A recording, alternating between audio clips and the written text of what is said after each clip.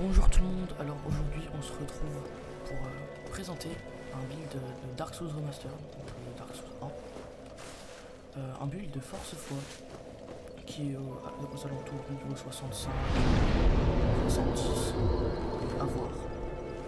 Alors, on va commencer par présenter l'équipement. Donc, l'arme principale c'est Grant, qui est une arme qui nécessite 50 de force et 30 de foi. Bon, 50 de force pas obligé, on verra plus tard pourquoi. Ensuite, une arme de backup, c'est l'épée droite d'Astora, qui est pas mal pour finir les ennemis, pour pas risquer de se prendre un coup quand on essaye de charger une grosse attaque avec Grant. Ensuite, bien sûr, on a un talisman, donc le talisman en toile, qui permet de caster des miracles. Après, n'importe quel talisman fera l'affaire, hein. C'est juste le meilleur talisman que j'ai. Celui qu'on obtient au début, quand on a la classe de clerc, en classe de départ. Ensuite, on a la couronne de brûlante, qui augmente de 20% les miracles, la magie et la pyromancie. Ça augmente de 20% les dégâts des 3 magies. Donc c'est indispensable. Ensuite, on peut prendre n'importe quel plastron, n'importe quel gantelet, n'importe quelle jambière, tant que ça dépasse pas la moitié de la charge maximale. Donc pour faire des roulades légères. Ensuite, on a pour les anneaux, l'anneau de l'aîné solaire qui augmente les dégâts des miracles, donc ce qui est pas mal pour les miracles qu'on utilise. Et ensuite, on a l'anneau d'Avel qui est un anneau très fort parce que qui va nous permettre de pouvoir faire des roulades semi-légères. Parce que Grant pèse quand même 24 kg, ce qui est énorme pour une arme. Ça augmente de 50% la charge maximale. Pour les miracles, alors, donc comme on va le voir, j'ai 14 de volonté pour avoir 3 slots de miracles. Alors, premier miracle, c'est un miracle qu'on a de base quand on choisit la classe de clerc en début d'aventure. Donc, c'est pour soigner. C'est pour économiser des fioles d'estus avant d'aller au boss. Ensuite, on a lance de foudre majeure ou lance de foudre. C'est juste que comme je suis guerrier solaire plus 1, j'ai accès à la lance de foudre majeure, qui est mieux.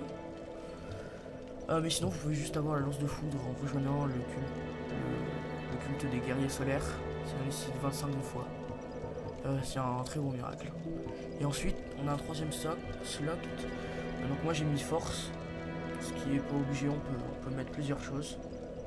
On peut mettre lance de foudre qui permet d'avoir plus d'usage.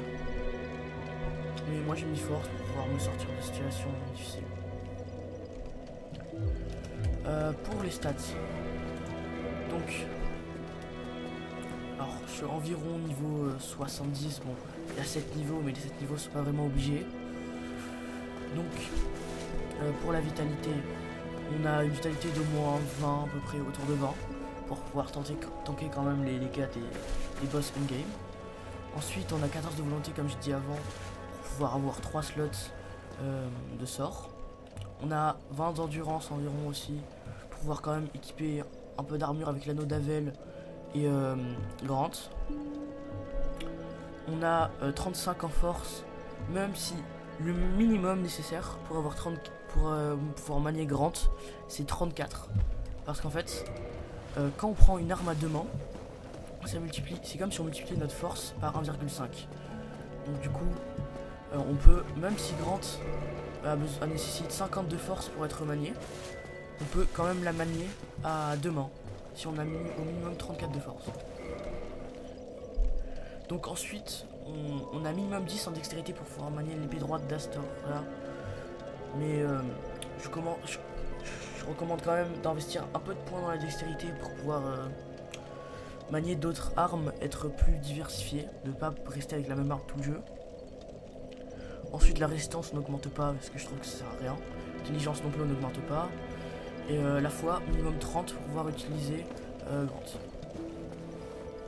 Vous voyez, en plus 1 Grant va faire quand même beaucoup de dégâts. Donc ce qui va être pas mal. Donc voilà, merci beaucoup d'avoir suivi cette vidéo pour un build Force Foi. N'hésitez pas à me dire dans les commentaires si vous voulez d'autres builds sur Dark Souls Remastered. Et ciao ciao.